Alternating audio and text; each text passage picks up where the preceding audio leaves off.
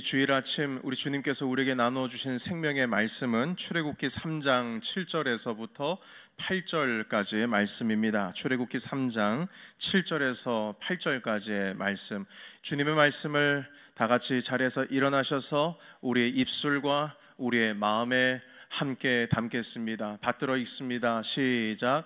여호와께서 이르시되 내가 애굽에 있는 내 백성의 고통을 분명히 보고 그들이 그들의 감독자로 말미암아 부르짖음을 듣고 그 근심을 알고 내가 내려가서 그들을 애굽인의 손에서 건져내고 그들을 그 땅에서 인도하여 아름답고 광대한 땅, 젖과 꿀이 흐르는 땅, 곧 가나안 족속, 헷 족속, 아모리 족속, 브리스 족속, 히위 족속, 여부스 족속의 지방에 데려가려 하노라. 아멘. 주님의 생명의 말씀입니다. 자리에 앉습니다. 이 시간에는 특별한 강사 우리 목사님을 모시게 됩니다. 필리핀에서 지난 20여 년 함께 사역하셨고 또한 우리 넘치는 교회 소속인 뉴욕 노회에 함께 소속된 목사님이십니다. 김정철 선교사님 나오셔서 모세 일생이란 제목 가지고 말씀 전하실 때 큰 은혜 받으시기를 바라고요. 우리 목사님 모실 때 할렐루야로 맞이해 주시면 감사하겠습니다. 등단하실 때 다 같이 할렐루야.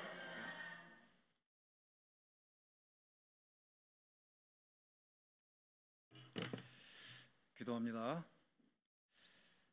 오늘의 예배를 통해서 하나님 살아계심을 우리가 분명히 깨닫기를 원합니다.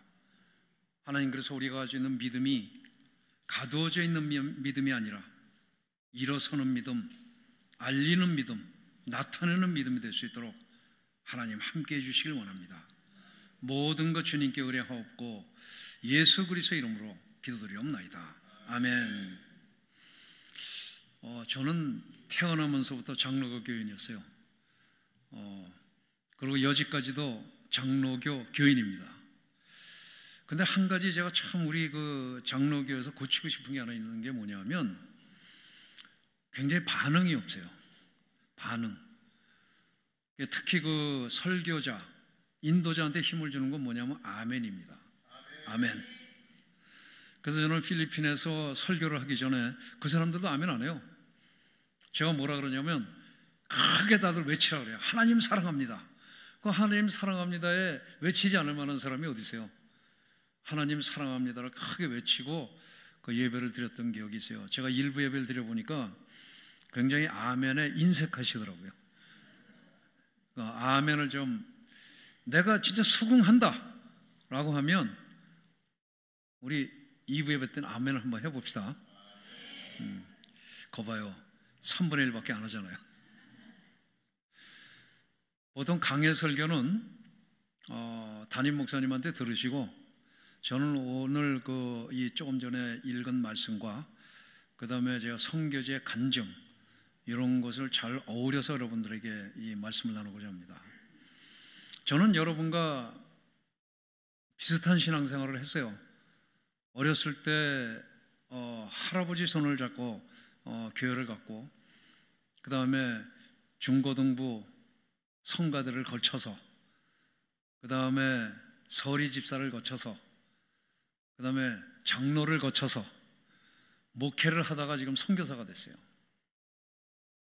제가 이 선교사가 됐던 계기가 뭐냐면 내가 실질적인 믿음을 가져야 되겠다라는 그 결단 속에서 내가 선교사가 되겠다는 그런 마음을 갖게 됐어요. 우리는 신앙생활을 하면서 잘 몰라요. 내 믿음이 살아있나? 내 믿음이 하나님께 반응을 하고 있나? 내 믿음이 진짜 내놓을 만한 믿음인가? 우리 잘 모릅니다. 그런데 그걸 언제 알 수 있냐 하면 예수님에 대해서 이야기할 때 알 수 있어요. 예수님에 대해서 얘기하려고 그러면 도망을 가거나 나는 아직 준비가 안 됐어. 난 아직 아니야. 이런 생각을 우리가 굉장히 많이 한다는 겁니다. 그런데 이런 마음은 성령님이 주시는 마음이 아니라고 저는 믿어요. 왜냐하면 제가 예수의 이름을 나타내면서부터 제가 새로워지기 시작했어요. 예수님이 누군가를 전달하면서부터 내 안에 성령님이 운행하는 걸 깨닫기 시작했어요. 여러분 그러고 싶지 않아요? 내 안에 성령님이 운행하는 걸 다 깨닫고 싶잖아요. 그리고 그 뜨거움이 나를 이끌어가는 걸 경험하고 싶잖아요. 그것이 바로 예수님에 대해서 이야기하기 시작할 때 그렇게 된다는 겁니다. 엄청나게 오래전에 미국에 제가 이민 와서 살면서 한국을 왔다 갔다 할 일이 있었어요. 그때는 김포공항이었어요. 김포공항에 제가 이렇게 앉아있는데 좀 일찍 나갔어요. 앉아있는데 저쪽에서 여자분 둘이 저를 향해서 걸어오는데 두 분의 눈동자가 딱 저를 찍었어요. 딱 찍었어요.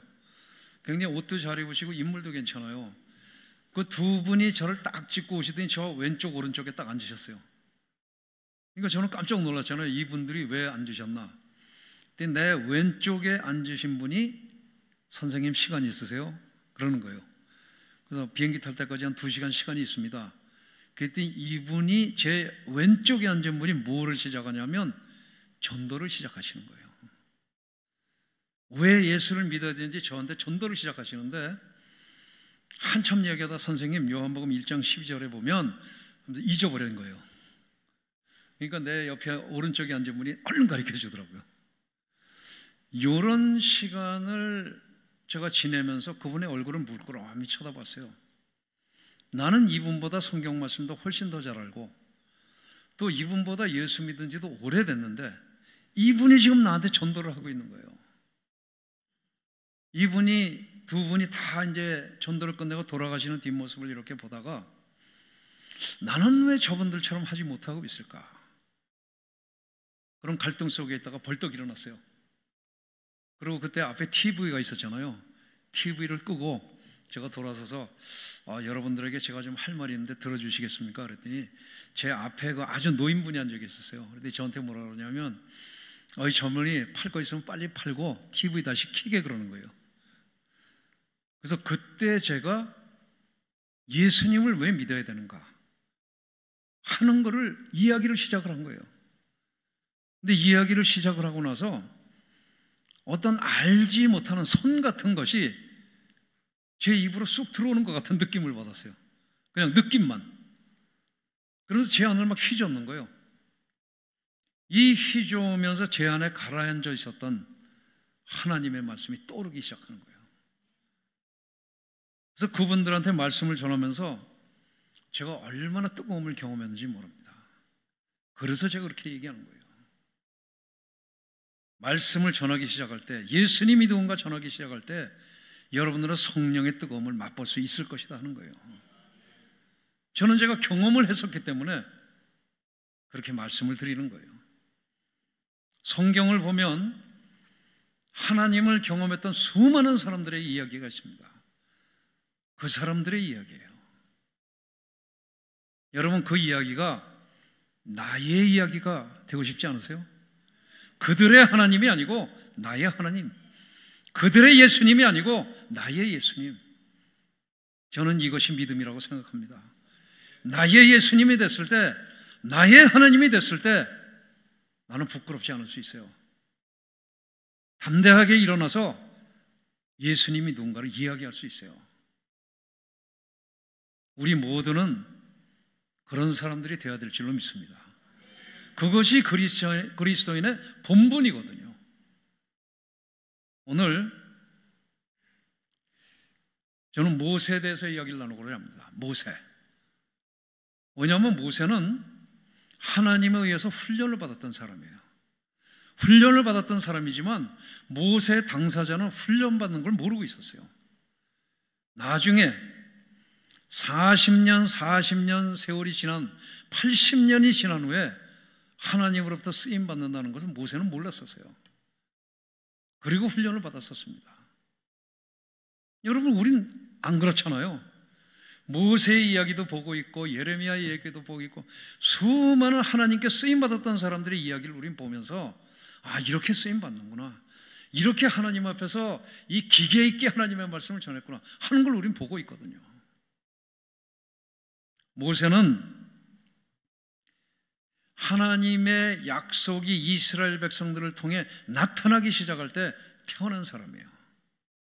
야곱이 야곱으로 내려올 때 몇 명이 내려왔어요? 야곱의 가족들이 70명 내려왔잖아요. 그리고 400여 년이 지난 다음에 몇 명이 나갑니까? 출애굽을. 성경학자들이 약 2.4밀리언이라고 합니다. 왜냐하면 칼을 들고 싸울 수 있는 사람이 약 60만이었기 때문에 가정 곱하기 4하면 2.4밀리언이 나오는 거예요. 그런데 더 될 것이다라고 이야기하는 사람이 많아요. 이런 하나님의 약속이 이루어지기 시작, 번성의 약속이 이루어지기 시작할 때 태어난 이가 모세였다는 겁니다. 근데 무슨 일이 또 일어났어요? 이집트 왕이 가만히 보니까, 애굽 왕이 보니까 이스라엘 사람이 너무 빨리 정식이 되는 거예요. 그러니까 산파들을 불러서 뭐라 그랬어요? 사나이 아이면은 죽이라고 얘기를 한 거예요. 요때 태어난 이가 바로 모세였어요. 그러니까 그 당시의 환경으로 보면 죽을 수밖에 없는 운명이었어요.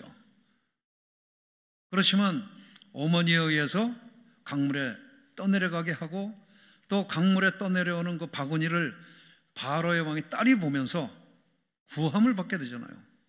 그래서 바로 왕 딸의 양자로 40년의 세월을 왕궁에서 보내게 됩니다. 이런 왕자로 40년의 생활을 왕궁에서 보낸다고 생각해 보세요. 그 아이가 어떻게 자라나겠나. 모든 누릴 건 다 누렸을 거고, 배우고 싶었던 건 다 배웠을 거라는 겁니다. 특히 당시에 애굽은 굉장히 군사력이 막강한 시대였었어요. 그렇기 때문에 전략, 전술, 용병술 별걸 다 배웠을 거라는 거예요. 이때의 40년 동안에 모세가 배웠던 것은 바로 리더십이었습니다. 나중에 80년 후에 2.3일년에 이스라엘 백성을 이끌어야 되는 그 리더십을 이때 배운 거예요. 그렇지만 그 당시에 모세나 주변에 있는 사람들 아무도 몰랐다는 겁니다. 미래의 지도자. 여러분, 우리는 어때요? 우리도 여지껏 신앙생활을 한 연도를 생각해 보세요. 내가 몇 년 동안 교회 예배에 참석을 했나? 그동안에 내가 무엇을 배웠나? 부흥회에 참석했고 성경 공부 이거저것 다 배우고 한 이것이 여러분에게 가르쳐주고 있는 게 뭔지 아세요? 홀로 서라는 겁니다. 하나님 앞에 설 줄 알라는 거예요. 하나님을 찾을 줄 알아라는 거예요. 성경을 펼 줄 알아라는 거예요. 그걸 가르쳐주고 있는 거예요. 때가 기도할 때가 이러면 기도하라. 이런 모든 것을 우린 너무나 다 알고 잘 배웠다는 겁니다. 그래서 사람들한테 뛰어난 영성을 갖게 하는 법이라고 얘기하면 사람들이 귀가 이렇게 해서 들어요. 뭔가 특별한 게 있나 하고. 근데 특별한 게 없다라는 겁니다. 하나님의 사람이 되는 법은 우리가 여지껏 다 들었어요. 기도해야 되고 성경 읽어야 되고 예배에 참석해야 되고 마음을 열고 하나님을 찬양해야 되고 이거거든요. 이거를 잘하면은 우리가 하나님과의 관계가 굉장히 돈독해질 수 있다는 겁니다. 내가 하나님의 사람으로 바뀌어갈 수 있다는 겁니다. 우리는 그 방법이 너무 쉬워서 그런지 너무 많이 들어서 그런지 안 하고 있다는 겁니다. 그래서 어떤 분이 그렇게 얘기했어요. 어느 한 사람의 믿음의 척도는 그 사람이 혼자 있을 때 무엇 하나 보면 안다. 그렇게 얘기를 해요. 여러분 혼자 있을 때 뭐 하세요? 하나님 찾으세요? 말씀을 보세요? 하나님 안에 기쁨이 있는 사람, 성령으로 기름 부으심을 받은 사람은 하나님의 말씀을 사모하는 사람입니다. 왜 그런지 아세요? 성경을 펴면 그 속에 하나님이 계시거든요. 우리가 그렇게 만나고 싶어하고 그렇게 경험하고 싶어하는 하나님이 계시거든요. 그리고 성경을 펴게 되면 그 하나님 나를 만나 주시거든요. 이게 특별한 사람에게만 주시는 하나님의 은혜일까요? 그렇지 않다라는 겁니다. 전체 주시는 하나님의 은혜, 저를 만나 주시는 하나님의 은혜가 역시 여러분을 만나시기 위해서 기다리고 계신다는 겁니다. 이것을 알 때 우리는 하나님을 찾는 기쁨이 생기기 시작합니다. 그리고 하나님을 찾고 싶은 소망이 막 일어나기 시작하는 거예요. 저도 이것을 잘 몰랐었어요. 장로를 임직을 해서도 교회에서는 성경 잘 가르치는 장로고 찬양인도 잘하는 장로고 교인들 아프다 그러면 열심히 쫓아다니면서 참 기도해주는 은혜스러운 장로였지만 이걸 잘 몰랐었다라는 거예요. 이것을 제가 알았던 것은 선교여행을 갔을 때였어요. 그때 제가 만났던 사람들, 제가 나중에 이렇게 표현을 합니다. 그 사람들은 하나님의 사람들이었다. 그 사람들을 보면서 나는 깨어날 수가 있었다. 제가 선교여행을 가가지고 시베리아 선교여행을 가가지고 중보기도 팀을 맡았어요. 몇 명 안 되는 인원이었지만 제 직분이 장로였었고 또 다들 젊었어요. 그래서 25살 먹은 두 자매하고 저하고 이제 중보팀이 됐고 제가 중보기도를 인도하게 됐어요. 중보기도를 같이 하면서 제가 느꼈던 것은 이 두 자매 25살 먹은 아이들, 이 아이들은 예수의 군사라는 걸 제가 느끼기 시작했어요. 기도가 강력하고 순전하고 하나님의 말씀 아래서 기도하는 것, 그 강력함을 제가 느낄 수 있었어요. 좀 부끄러웠어요. 내 직분도 부끄러웠고 내 나이도 부끄러웠고 이 아이들보다 신앙생활을 훨씬 많이 한 내가 부끄러움을 느끼기 시작했다는 겁니다. 전도를 하러 나갔을 때 저는 준비되지 않은 그리스도인이었어요. 영적 전쟁을 시작했을 때 저는 방관자였어요. 너무너무나 부끄러웠습니다. 그리고 그때 제 자신이 느꼈던 것은 뭐냐면 내가 가지고 있는 믿음이 온실하나의 믿음이었다는 걸 알게 됐어요. 비바람이 몰아치고 적용을 해야 되고 실행을 해야 될 그 단계에서는 저는 마냥 움츠러들었고 방관자였습니다. 저는 그것을 깨달으면서 내 믿음이 이래서는 안 되겠다. 이거를 바꾸지 않으면 나는 그리스도인으로서의 존재 가치가 없는 그런 사람이 될 것이다 라고 생각을 하게 됐습니다. 그때부터 저는 변하려고 몸부림을 쳤어요. 남들 다 자는 시간에 저는 일어나서 성경을 펴게 됐어요. 성경을 폈을 때 저는 성경 말씀이 제 눈 안에 뛰어들어오는 것 같은 느낌을 받았어요. 그리고 제 심령 안에서 막 갈아지고 내 혈관을 뛰어당기는 것 같은 그런 느낌을 받게 됐어요. 그리고 매일매일의 전도를 하면서 하나님 앞에 깨어있는 것이 무엇인가 하는 것을 깨닫기 시작했습니다. 우리가 순종이라고 얘기했잖아요. 순종. 저는 순종을 특별히 그 당시에 생각해 본 적이 없었어요. 그런데 딱 한 가지, 내가 변화되어야 되겠다고 생각을 한 그 이후부터 하나님은 내 기도를 들으신다는 거예요. 이게 믿음으로 자리 잡기 시작하더라고요. 저희는 아침에 일어나면 불과 6명의 사람들이었어요. 아침에 일어나면 아침 식사를 하고 예배를 드리고 흩어집니다. 각자 자기 가고 싶은 지역으로 가서 전도를 하는 거예요. 말 안 통하죠? 제가 경험해 본 말 중에서 제일 어려운 게 빠르스케예요. 러시아 말. 말 안 통하죠? 그렇지만 내가 아침에 지도를 펴놓고 기도할 때 하나님이 나에게 이 지역에 마음을 줬어요. 그럼 그 지역을 전도하기 위해서 나가는 거예요. 다른 사람 다 마찬가지고. 그러면 지나가는 차를 위해서 손을 들어요. 하나님 나 어디 가라 그러셨는데 차 보내주세요. 그럼 차 앞에 와서 서요. 어떤 땐 전차도 쓰고 스노우모빌도 쓰고 차도 쓰고. 그러면 어차피 그 사람들 영어 못하니까 한국말로 얘기해요. 나 어디 가고 싶은데요.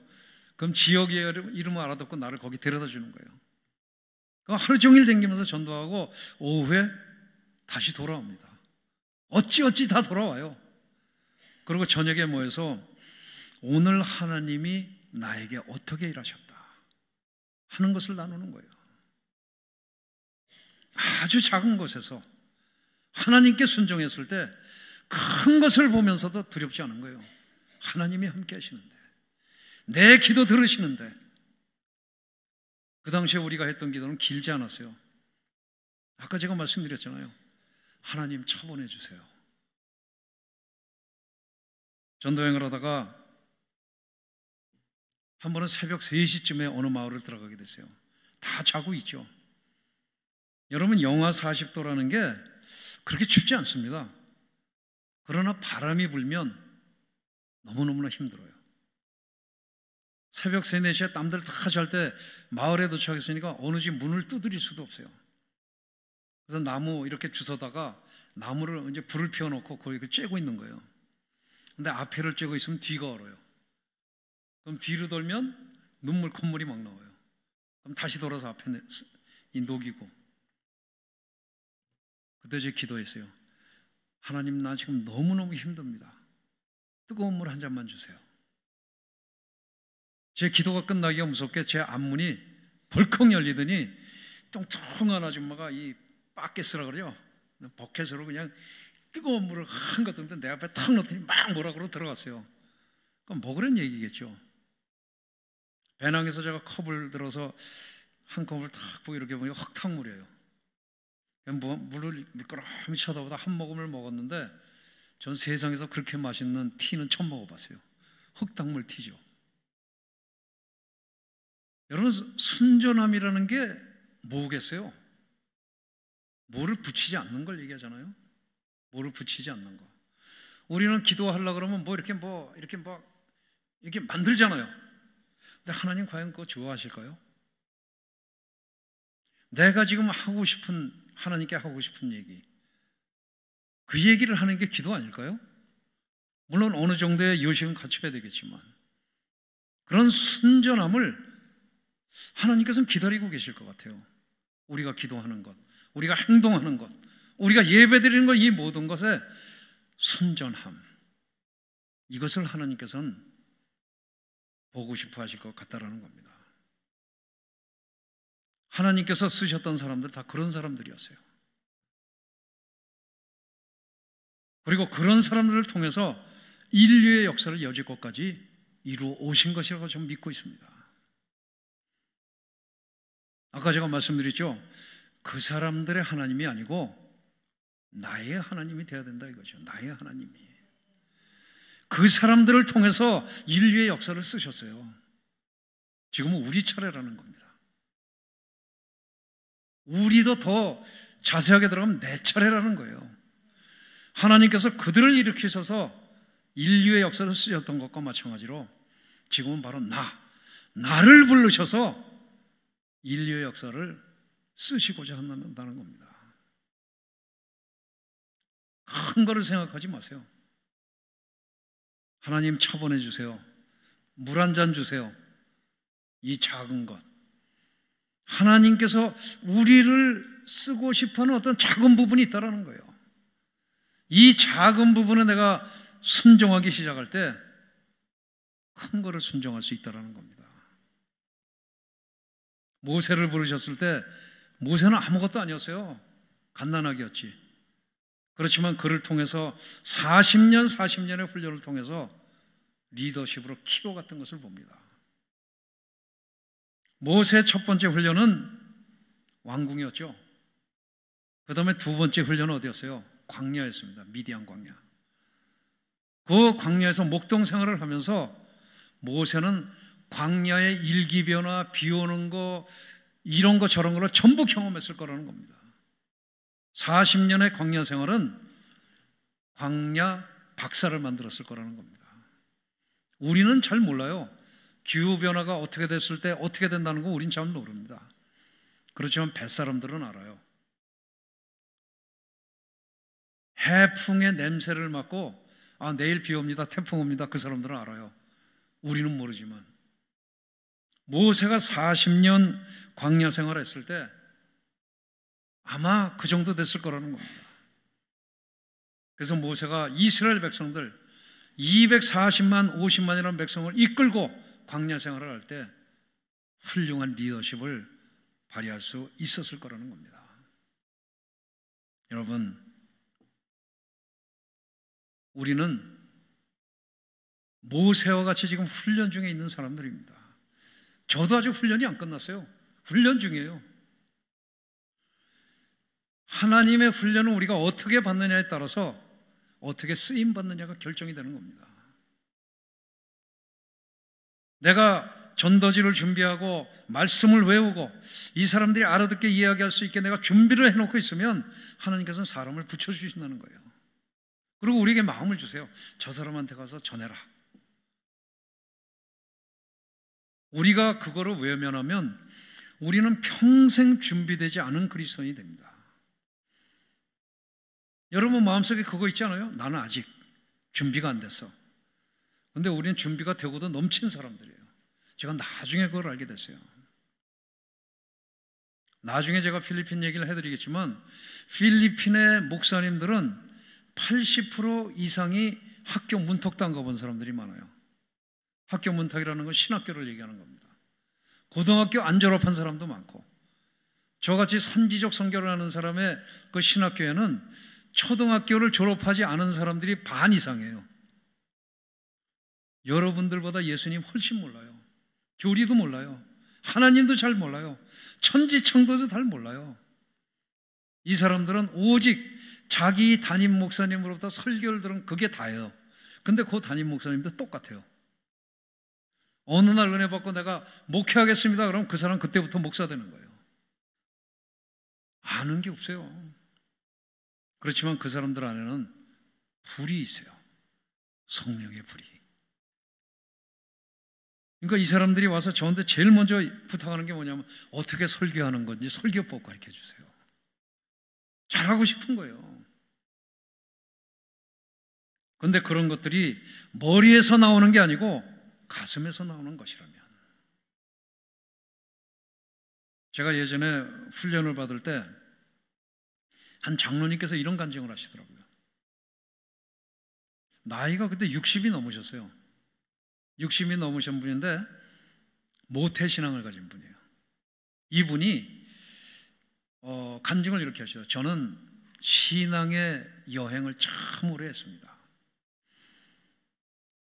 여기서 여기 내려오는데 60년 걸렸습니다 라고 말씀하시더라고요. 하나님의 말씀을 가슴으로 깨닫는데 60년이 걸리셨대요. 우리도 그런 여행 중에 있는 분이 있으실 거예요. 근데 그런 여행을 이제는 마칠 때가 됐다라는 겁니다. 여러분 아멘이세요? 나의 하나님, 실질적인 성령의 충만함, 또 하나님께서 나에게 주시는 마음을 깨닫고 실행할 줄 아는 이런 크리스천, 이거는 특별한 사람들이 하는 게 아니라는 겁니다. 그 증거 중에 하나가, 저는 아주 장로가 임직되면서부터 오지 선교를 댕겼어요. 제가 왜 오지 선교를 택했냐면 사람들이 안 가는 곳, 힘들어서 못 들어가는 곳, 이런 곳을 댕기면서 복음을 전하고 싶었어요. 그래서 그런 곳을 찾아서 갔을 때 그런 곳엔 선교사 없어요. 안수받은 목사님 없어요. 여러분과 같은 사람들이 1년, 3년, 5년 내가 이 시간을 하나님께 바치리라 하고 와 계신 분들이에요. 저는 그런 분들 보면 제 자신이 한없이 작아지는 걸 느껴요. 나는 뭐 합내하고 하지만 이분들은 이름도 없이 빛도 없이, 교회에서도 몰라요. 교회 어떻게 연결하는 줄도 몰라요. 이분들은 저에게 돌아갈 때 항상 하는 얘기가, 장로님 돌아가시면 저를 위해서 중보기도 팀 하나 만들어주세요. 그게 그분들의 소원이에요.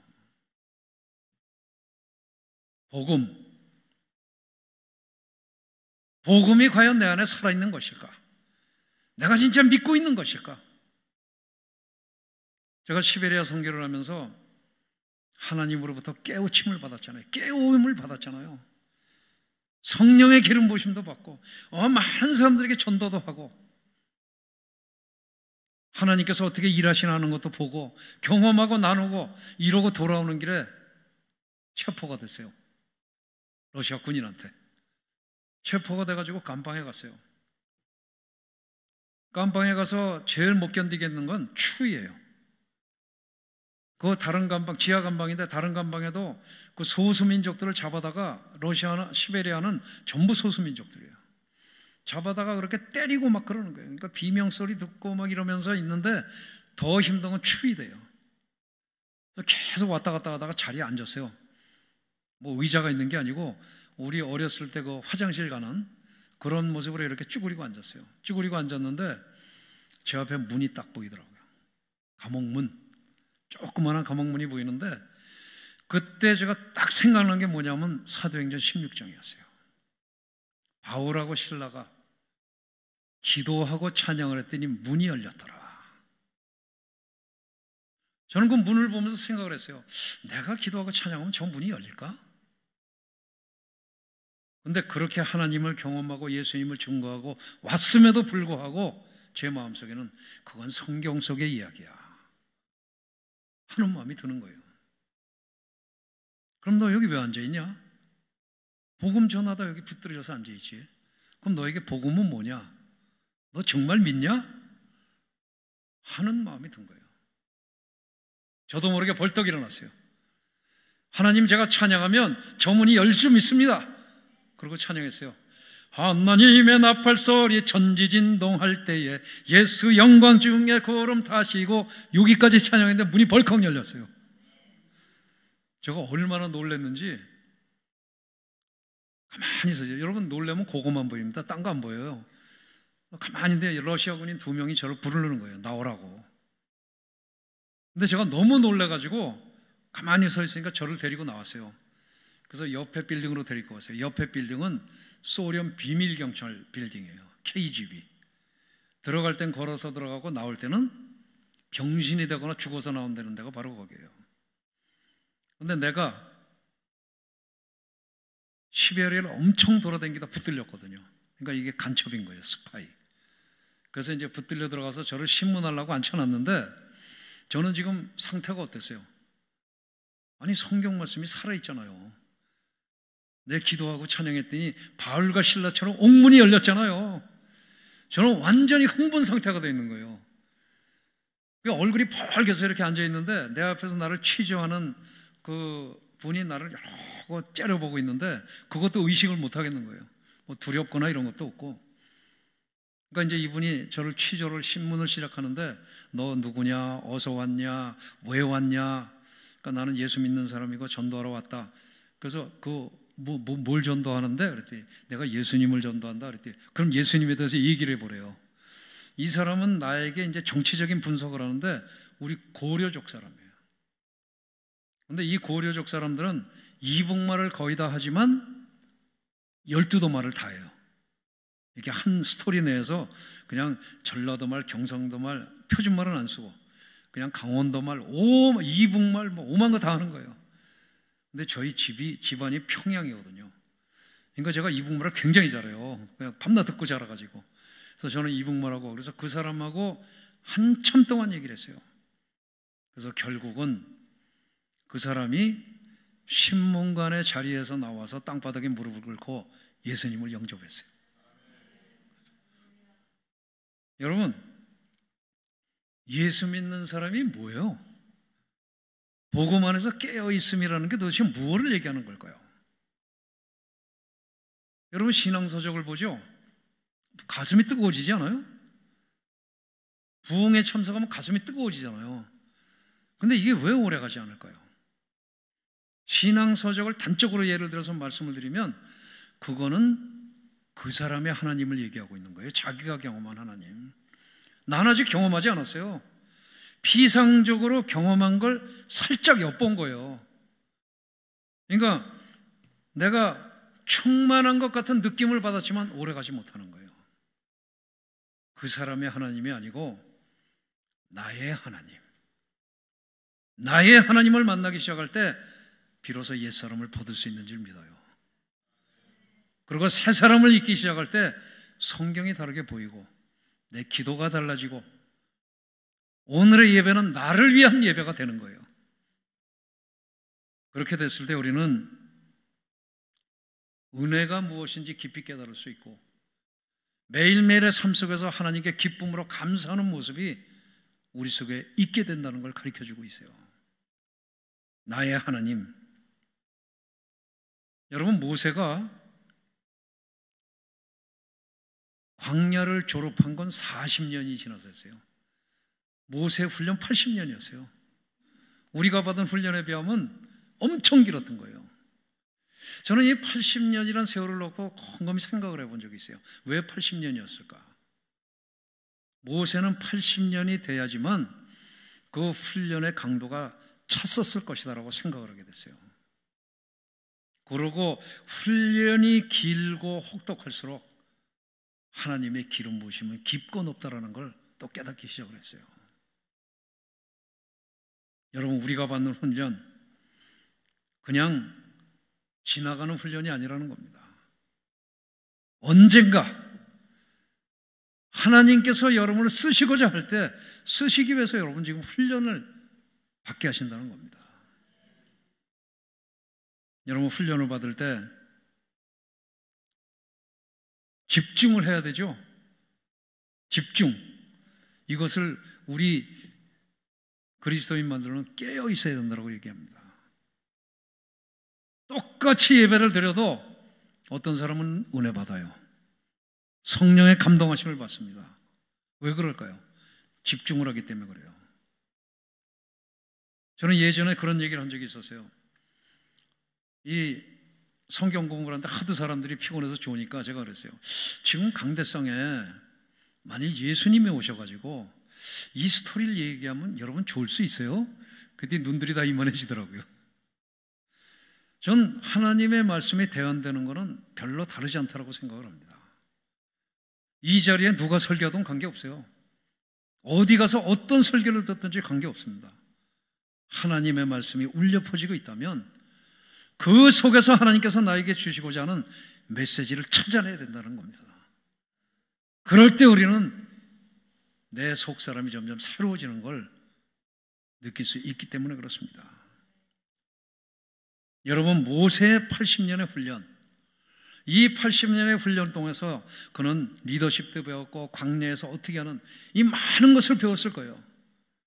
그런데 모세가 백성들을 이끌고 가면서 우리한테 보여줬던 모습은 뭐예요? 나는 이만큼 훈련받았기 때문에 이런 거 안다라는 그런 모습이 아니었어요. 하나님께 순종하는 모습을 우리에게 보여줬다는 겁니다. 그리고 그랬었기 때문에 그는 뛰어난 리더십을 가진 리더가 될 수 있었다는 것을 우리에게 가르쳐주고 있었어요. 모세는 그렇게 훈련을 받고 난 후에 사용되어지기 시작했다는 겁니다. 80년의 세월이 흐른 다음에 저는 선교사가 되어야 되겠다고 작정을 한 후에 계획을 했어요. 먼저 신학교를 가고 안수를 받고 그 다음에 교회에 들어가서 선교 목사로 좀 사역을 하다가 그 다음에 선교사로 나가야 되겠다. 제 생각이었어요. 그런데 신학교를 졸업을 하고 교회에 들어가서 이제 선교 목사를 하려고 그랬더니 그렇게 마땅하게 마음에 차는 교회가 없었어요. 왜냐하면 저는 이미 그때 선교를 오래 했었고 선교를 해야 되겠다는 마음으로 가득 차 있었기 때문에 보통 목사님들이 생각하는 선교라 제가 생각하는 선교는 많이 차이가 있었기 때문에 그래요. 그래서 제가 하도 고민을 하고 있으니까 저희 집사람이 그럼 당신이 추구하는 교회를 한번 만들어 봐라. 그래서 제가 11년 목회를 하기 시작한 거예요. 그리고 목회를 했었기 때문에 저는 현지에 가서 금방 그 현지 목사들과 적응을 하고 그들의 리더십을 가질 수가 있었어요. 제가 원래 가고자 했던 곳은 필리핀이 아니었고 아프리카였었어요. 시베리아를, 몽골을, 아프리카를, 오지를 이렇게 찾아다니면서 제가 왜 아프리카에 가려고 작정을 했냐면 아프리카의 정글을 들어가서 전도를 하기 시작했어요. 약 한 20명, 그 아프리카 사람들하고 한 20명 같이 들어가서 이제 그 나이로비에서 한 3시간 내려가면 정글이 됩니다. 정글에서 탄자니아의 킬리만자로 산을 딱 보고 콤파스를 딱 꺾고 직선으로 가면서 복음을 전하기 시작한 거예요. 그럼 내가 이 동경맥도 북이맥도는 내가 정복을 했다라고 이야기할 수 있잖아요. 그래서 그렇게 가면서 전도를 하는데 왜 20명씩 가야 되느냐? 영화 장비를 들고 가는 게 한 10여 명이 필요합니다. 제너레이터, 그 다음에 휘발유, 우리 먹을 물, 식량, 그 다음에 기타 등등 하면 한 20명이 가야 돼요. 그러면 열흘 정도를 가면서 전도를 할 수가 있어요. 아프리카를 전도하면서 제가 깨달았던 것이 뭐냐면, 어느 마을에 들어갔더니 예수님 냄새가 나요. 이 사람들이 믿진 않아요. 근데 예수님을 믿었던 흔적을 제가 볼 수가 있었어요. 그래서 젊은 사람들은 모르는데 연세 드신 분들한테 물어봤어요. 여기 혹시 선교사가 온 적 있냐? 그랬더니 50년 전, 80년 전. 그리고 그때 왔던 선교사님은 돌아가셔서 무덤이 저기 있다. 제가 그 말을 듣고 충격을 받은 거예요. 아니, 나이로비에 가면 목사님, 선교사님하고 부르면 다 되돌아본다는데 한국 사람들은, 그 많은 사람들은 도대체 어딜 가고 이 정글에는 50년, 80년이 됐다고 이야기할 수 있을 것인가? 나라도 이곳에 와야 되겠구나. 그래서 이제 아프리카 선교사가 되려고 작정을 한 거예요. 그리고 그곳을 부지런히 사역을 하고 있다가 필리핀을 가려고 간 게 아니라 우연히 가게 됐어요. 우연히. 아주 우연히 가게 됐어요. 우연히 가게 돼서 제가 3주의 시간이 있었는데 2주는 공부를 했고 1주는 시간이 남아서 제가 필리핀을 가게 됐어요. 필리핀을 가게 돼서 현지 목사들을 만나서 산지족한테 데려다 달라고 그랬어요. 그래도 약 한 25시간을 가서 이제 산지에 도착을 했어요. 그래서 산지에 도착해서 그날 어두웠는데 마을 사람들을 모아달라고 그래가지고 전도를 시작을 한 거예요. 한 분이 통역을 해주고. 근데 그때 그 당시 마을 사람들이 약 한 80명 정도가 살고 있었는데 한 사람도 빼놓지 않고 예수님을 영접했어요. 그게 제가 그 교회, 필리핀에 건축을 한 1호 교회가 됐어요. 지금은 한 250명이 살아요. 근데 거긴 전부 다 예수를 믿는 사람들이 살고 있어요. 그리고 며칠 있는 동안에 매일 저녁, 매일 다른 마을을 가는데 매일 저녁 100명, 200명의 사람들이 예수님을 영접하는 거예요. 아니, 전도하러 간 사람이 그렇게 1, 200명씩 영접을 하면 얼마나 가슴이 뜨거워지겠어요. 그리고 잠을 자는데 꿈을 꿨어요. 우리 장로교인들은 꿈을 잘 안 믿잖아요. 누가 예언하는 것도 안 믿고.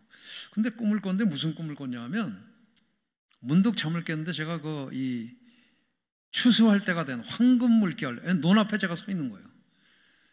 논을 물끄러미 쳐다보다 제 손을 보니까 낫이 들려 있어요. 저는 도시에서 자라났기 때문에 낫질을 해본 적이 없어요. 그래서 이거 어떻게 하지? 그러다 깼어요. 혼자 생각에 하나님이 나를 필리핀으로 보내시나? 그냥 혼자 그렇게 생각을 했어요. 그리고 뉴욕으로 돌아왔다가 현지 목사들의 요청에 의해서 목회자 수련회를 이제 인도하러 가게 됐어요. 그때 수련회를 마치고 그 현지 목사들과 함께 또 다른 오지를 가게 됐습니다. 그리고 필리핀 사람들이 그때도 엄청나게 영접을 하는 걸 보면서, 아, 필리핀 땅에 하나님이 나를 보내시는구나 라고 결단을 하고 필리핀을 가게 된 거예요. 그래서 지금도 저는 제 사역의 대부분이 산지를 전도하러 다니는 게 제 사역입니다. 왜냐하면 그곳에 예수를 안 믿는 사람들이 많이 있으니까. 또 누군가는 가야 되기 때문에 제가 그분들한테 가는 거예요. 어떤 때는 2시간, 어떤 때는 5시간, 어떤 때는 8시간, 거의 하루 종일을 걸어갈 때가 있어요. 여러분, 그 마을을 어떻게 알아내는지 아세요? 문명의 이기를 이용하면 됩니다. 구글맵. 구글을 보면 어느 산지에도 사람이 사는 것을 알 수가 있어요. 여러분들은 보면 몰라요. 저는 보면 알아요. 왜냐하면 지붕들이 거의 초가집이니까 얼핏 보면 안 보여요. 근데 거기서 계속 보다 보면, 아, 여기 몇 가구가 있고 사람이 몇 명 정도 살고, 그러면 계획을 짜는 거예요.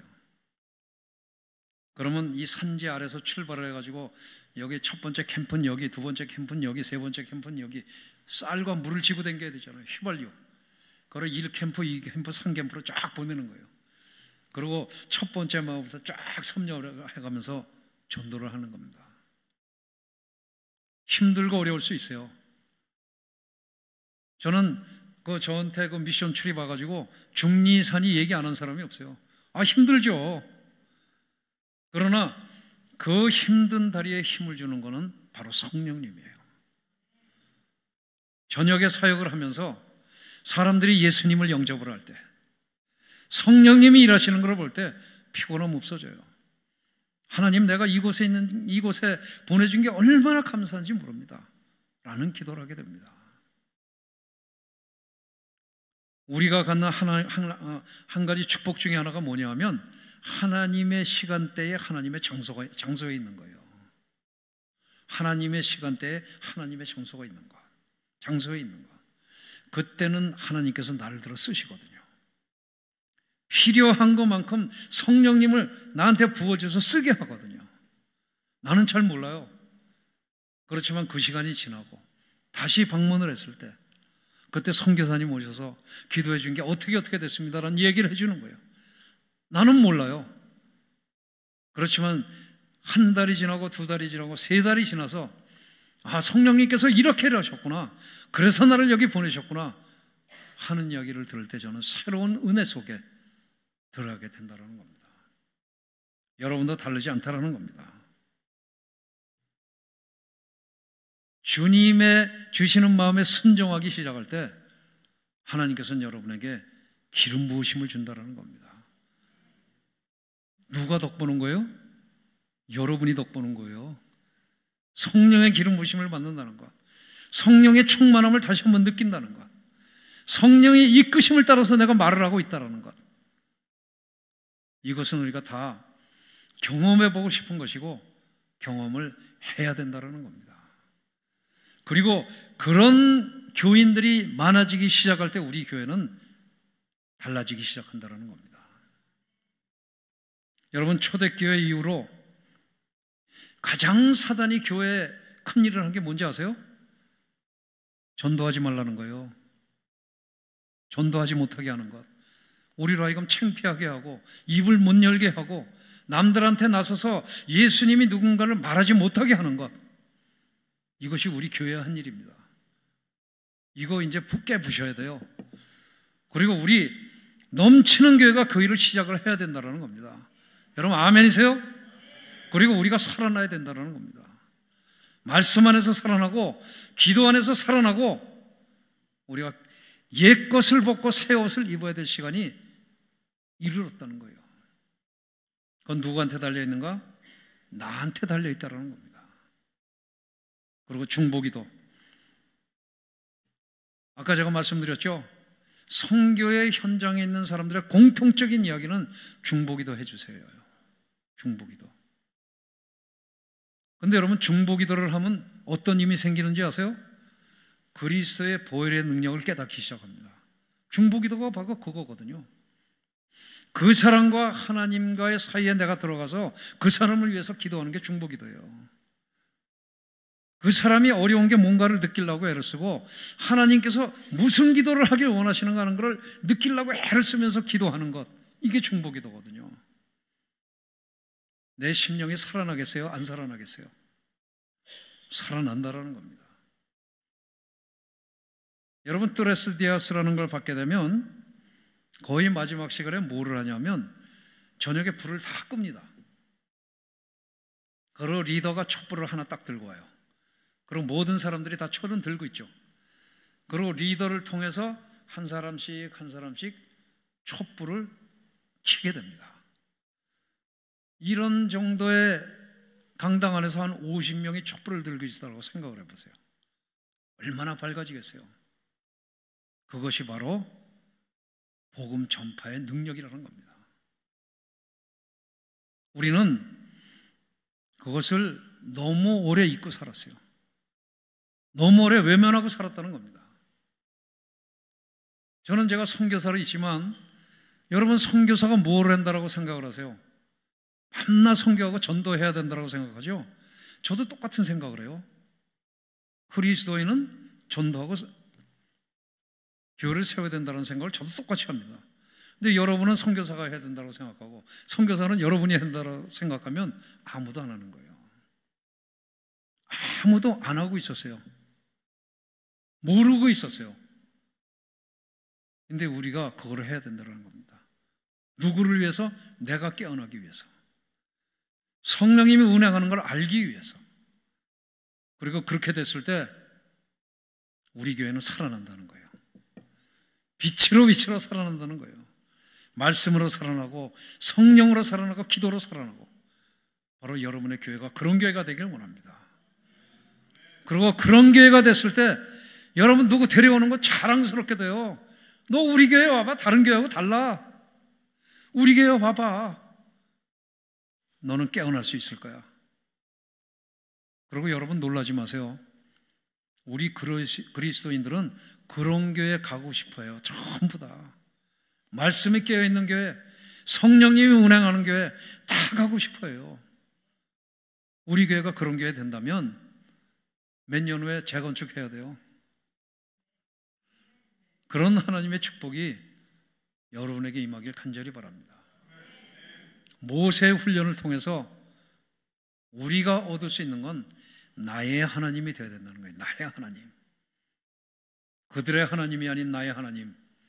그런 하나님을 만드는 여러분들이 되시기를 간절히 바랍니다.